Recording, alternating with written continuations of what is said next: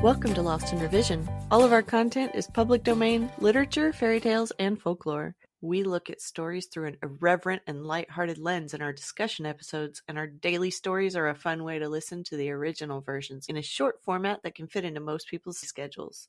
If you prefer to listen to full chapters, you can subscribe to our Patreon page. We just added a $1 option that provides early access and more. You can check the show notes for our Linktree page, where there are links to all of our public pages, ways to contact us, and all of our content. Our goal is to at least break even to cover our expenses, so any support that you can offer to help us reach that goal helps keep this podcast going and you entertained. All of our music is by Nathan Hubble and is used with his permission. Thanks, and enjoy the show. Hi, everyone. Welcome to Lost in Revision. I'm here with Angel and Polly, as always. I know that our current listeners have noticed a change in our format. Due to some fairly severe health issues, our daily episodes have been postponed. They will return, possibly with a guest reader. For future episodes, there may be breaks in our daily releases, just so that no story will be interrupted. We will have them fully recorded and edited before they are released. The plus side to this is that patrons will have the full story available from the first day of release. All right, I will get this episode rolling now. Today we are discussing The Frog Prince in honor of Angel's laryngitis and subsequent froggy voice. I hope you're feeling better, Angel. I'm working on it. I promise. I could just talk down here. That might help. But even if it doesn't sound like it, this is a vast improvement over how my voice has sounded since the end of May. Well, we support your full recovery and even changed which story we were covering so that we could lovingly tease you. So no rush. And Polly, I hope you are well also. I'm good.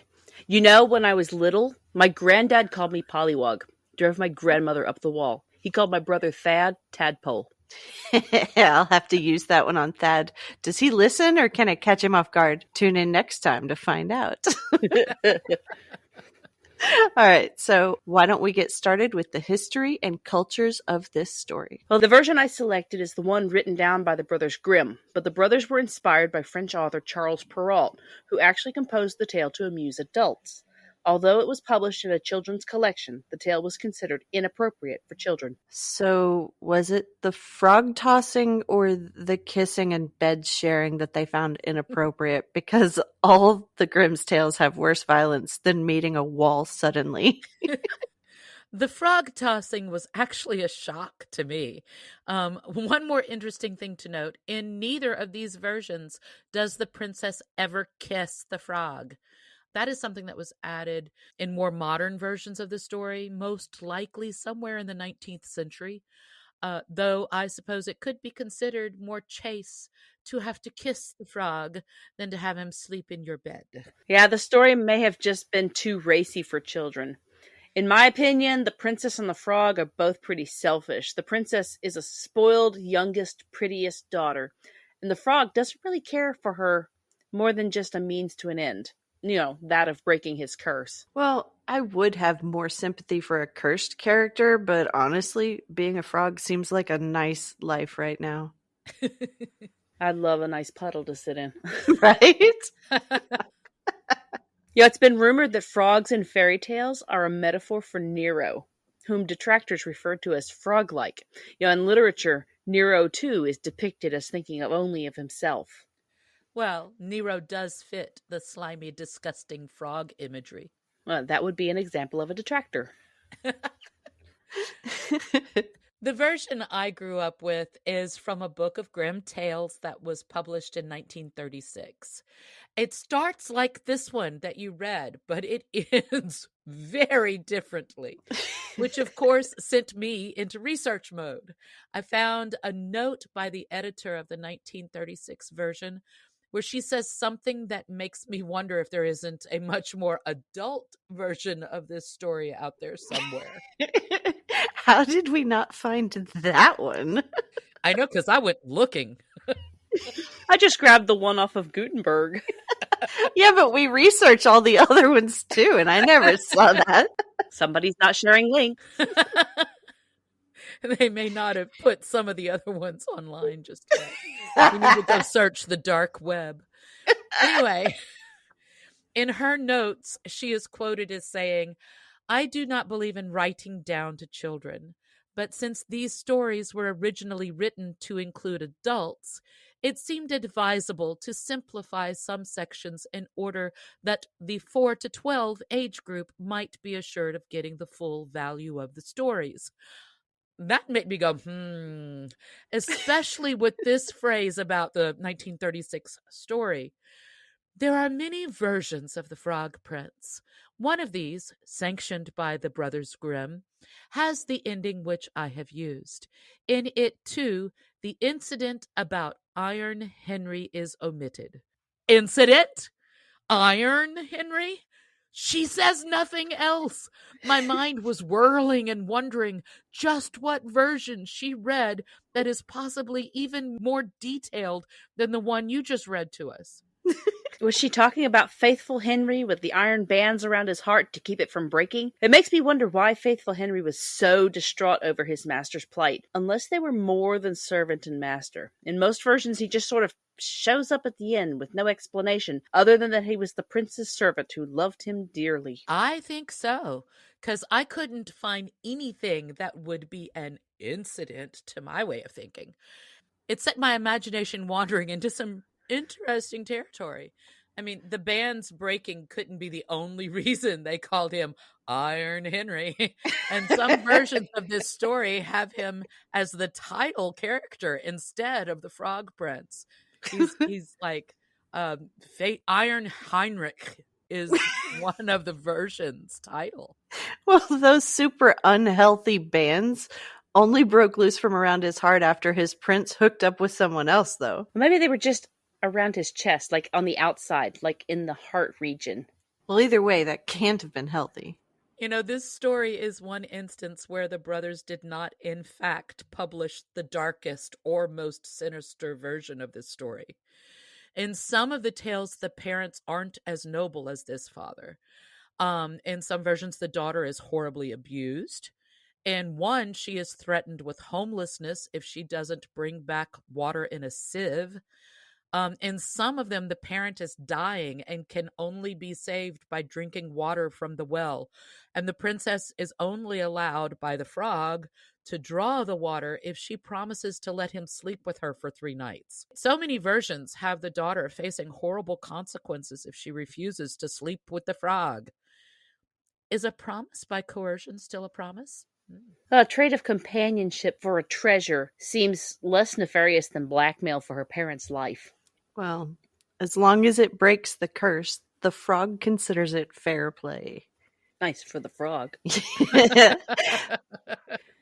So now we're going to move on into the reading of the story. Why don't you just go get out of here and tell me good day if you want to?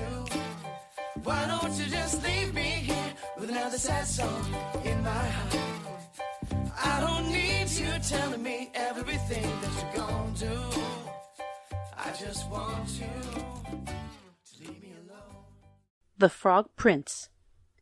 In the olden time, when wishing was having, there lived a king whose daughters were all beautiful, but the youngest was so exceedingly beautiful that the sun himself, although he saw her very often, was enchanted every time she came out into the sunshine.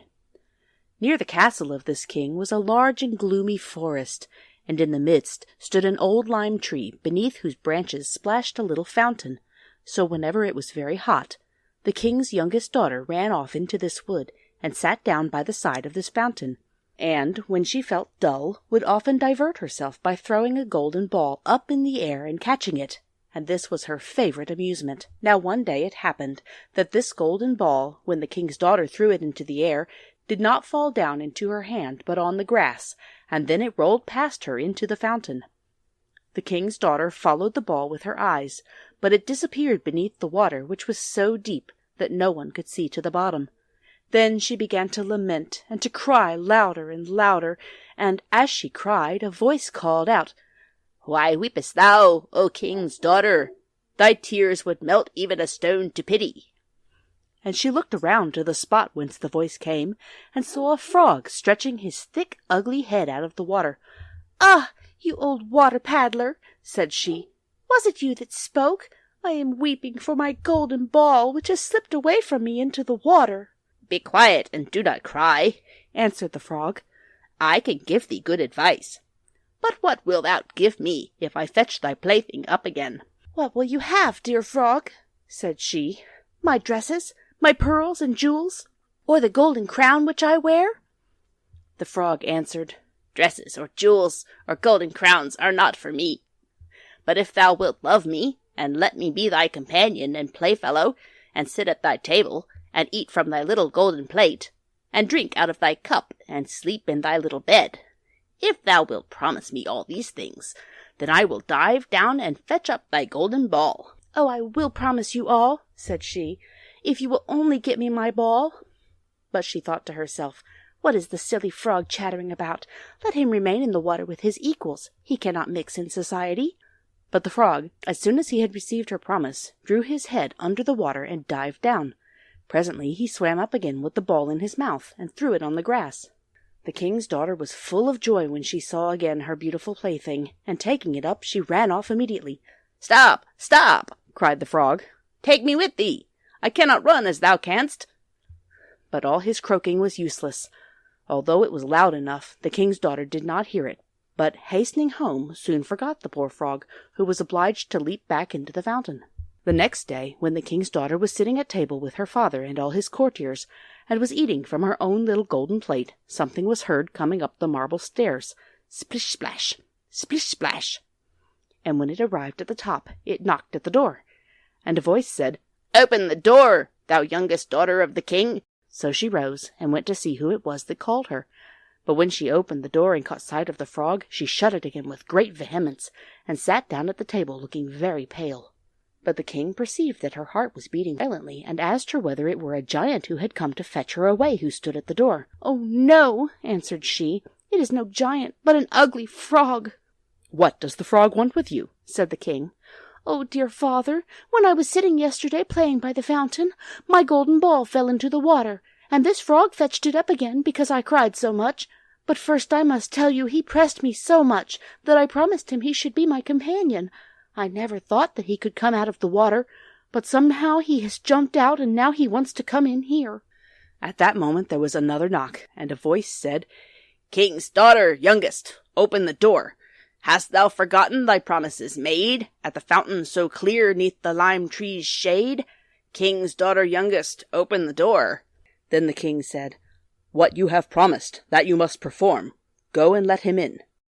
So the king's daughter went and opened the door, and the frog hopped in after her right up to her chair, and as soon as she was seated, the frog said, "Take me up." But she hesitated so long that at last the king ordered her to obey. And as soon as the frog sat on the chair, he jumped onto the table and said, "Now push thy plate near me, that we may eat together." And she did so, but as everyone saw, very unwillingly. The frog seemed to relish his dinner very much, but every bit that the king's daughter ate nearly choked her, till at last the frog said, "I have satisfied my hunger, and feel very tired. Wilt thou carry me upstairs now into thy chamber, and make thy bed ready that we may sleep together?" At this speech the king's daughter began to cry, for she was afraid of the cold frog, and dared not touch him, and besides, he actually wanted to sleep in her own beautiful clean bed. But her tears only made the king very angry, and he said, "He who helped you in your time of trouble must not now be despised." So she took the frog up with 2 fingers, and put him in a corner of her chamber. But as she lay in her bed, he crept up to it, and said, "I am so very tired that I shall sleep well. Do take me up, or I will tell thy father." This speech put the king's daughter in a terrible passion, and catching the frog up, she threw him with all her strength against the wall, saying, "Now will you be quiet, you ugly frog?" But as he fell, he was changed from a frog into a handsome prince with beautiful eyes, who, after a little while, became, with her father's consent, her dear companion and betrothed. Then he told her how he had been transformed by an evil witch, and that no one but herself could have had the power to take him out of the fountain, and that on the morrow they would go together into his own kingdom.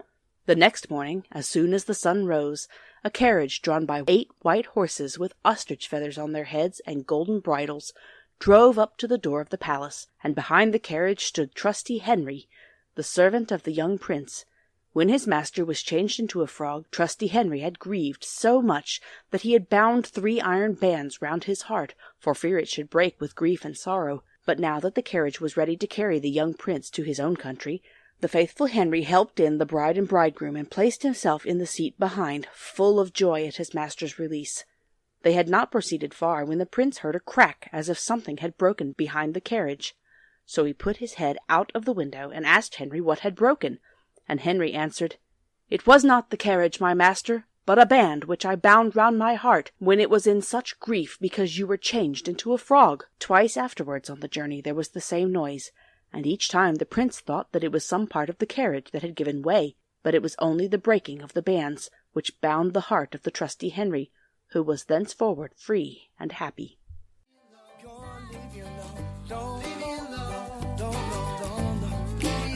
on and leave me alone.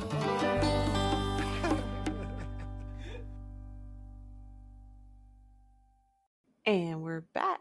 So now we can move on to our favorite parts or versions. Faithful Henry is the true hero of the story.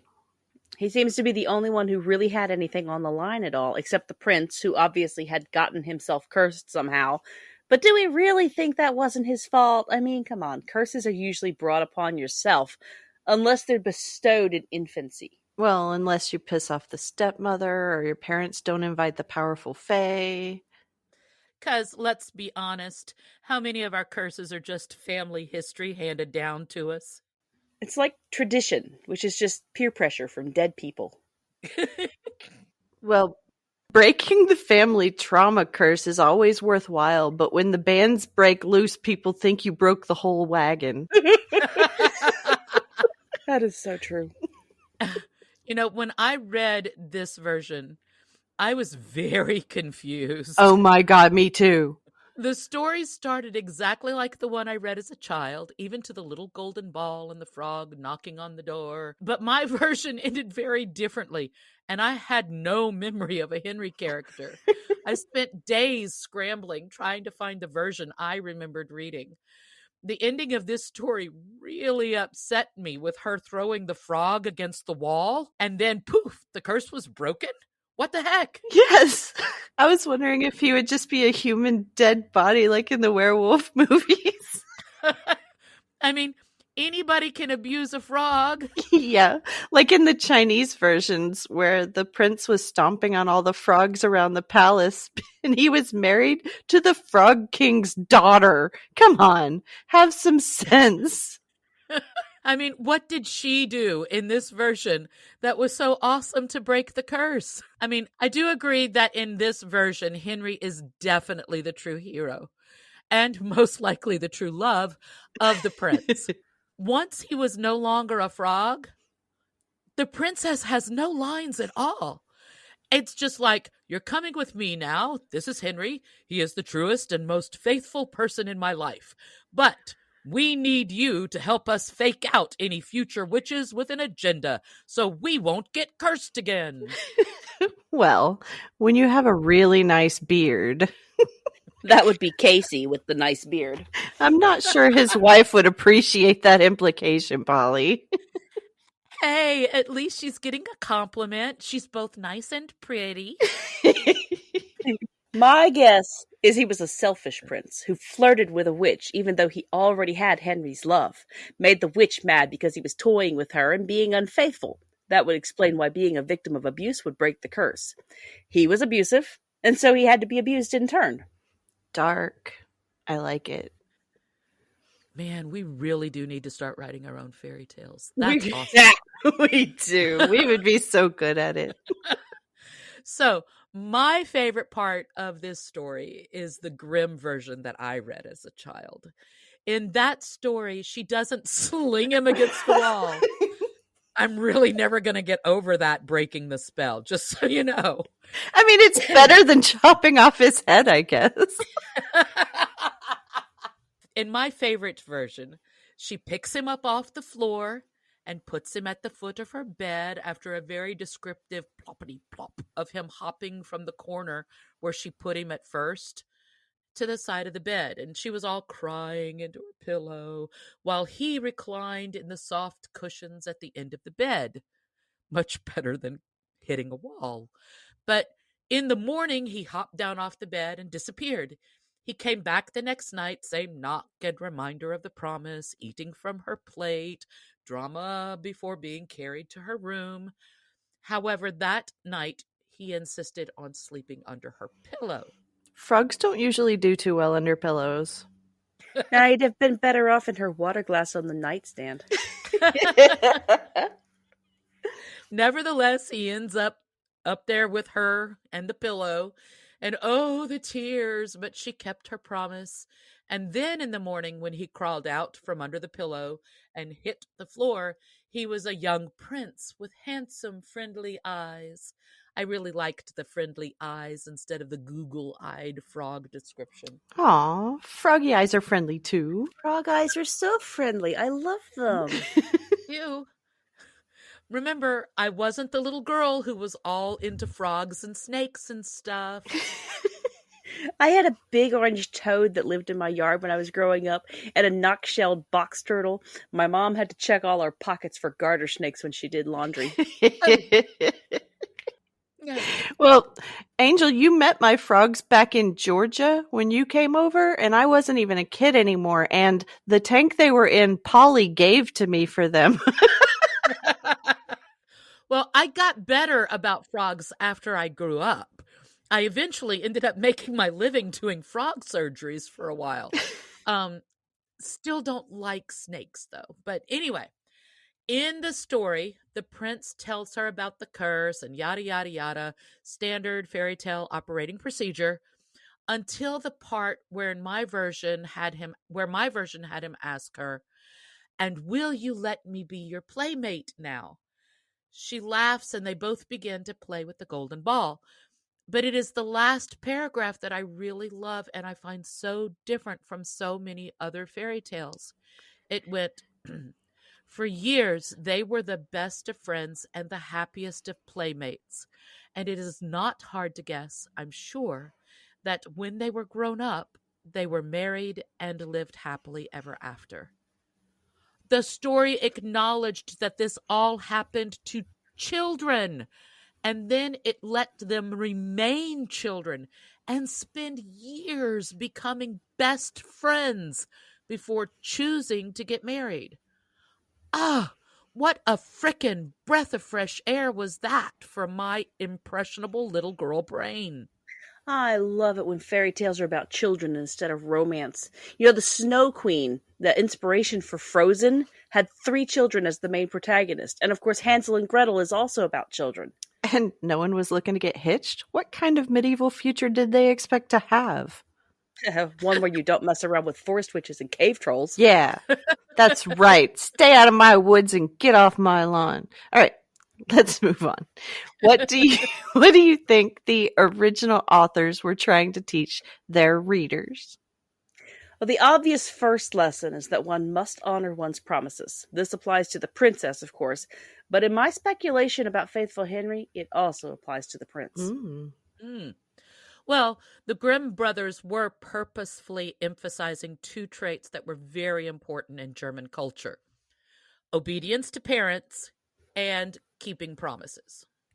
Yeah, the dad here was pretty reasonable, but he definitely thought highly of keeping one's word. In both the French and the German version, I love the dad. After all the stories we have read, it is nice to finally get past some of our daddy issues. Sort of. What I like is he never blinks. He holds the line at, you make a promise, you keep a promise. Doesn't matter how awful doing so may be. You should be more careful with your words in the future. That is often a harsh and not fun lesson to learn, and there are far too few people who actually learn it. We live in an age of advertising where exaggerated claims and photoshopped images are the norm. This story taught me when I was a kid to be very stingy with promises. As we have already well established, I am not the spider, snake, and all things squishy and crawly member of this crew. The thought of picking up a frog and having it on the dinner table was just ew. It was enough to make me want to be sure I didn't promise something I couldn't deliver. Well, maybe that's why I give off Hag in the Wood vibes, because I've always been on the side of the creepy, crawly froggies and snakes in the woods. But that makes sense. And in the Chinese versions, the parents also had to step in and tell the prince to stop stomping on his wife's frogs because it was bringing bad fortune on the entire kingdom. So, I mean, I don't want a frogs eating out of my plate, but no stomping them. They're creatures too. I didn't want to hurt the frogs. I just didn't want to, sleep with them. So what parts do you think modern audiences could learn from? You should definitely consider consequences before making promises. The princess made a hasty promise because she thought she wouldn't have to keep it, or that it wouldn't be that bad. And people do that all the time when they use credit irresponsibly, thinking they can get quick satisfaction, but then repaying the favor at 30% interest comes back to haunt them. Amen. Well, as one of my shall not be named family members once told me, Marie Angelina, don't ever let your mouth write a check that your ass can't cash. That's some seriously good advice. Yeah. I don't even give my mouth a checkbook anymore. Careful, debit cards are faster to use than actually writing a check. Well, I have learned to budget better as a result of my past promises as well. So, to close us off, So what do you think happened? So what do you think happened after the story, ladies? Well, I certainly hope faithful Henry found someone to love him as much as he loved his frog prince. Well, with this version, I think the prince and Iron Henry lived happily ever after and helped the princess grow up into a truly fabulous woman. She ended up with an amazing wardrobe and the best friends a girl could ever hope for. It would be awesome if she also became some sort of suffragette and began one of the first protests for women's right to actually select their own husbands. Oh my, how revolutionary. Well, I think that faithful Henry died a long and painful death after the iron band snapped loose and caused internal bleeding. Oh my God, that's awful. And then Wesley had a relapse and Buttercup's horse threw a shoe. You totally got my reference. I love you, Polly.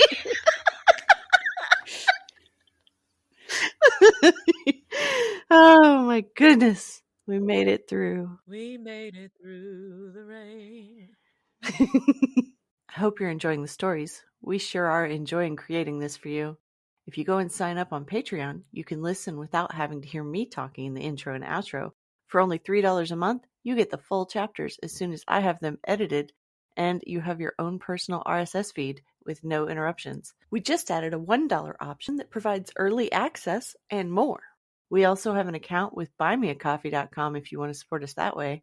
So check out our link tree in the show notes for all of the best ways to get in touch and support the show. There's a lot more waiting for us all at the end of the road.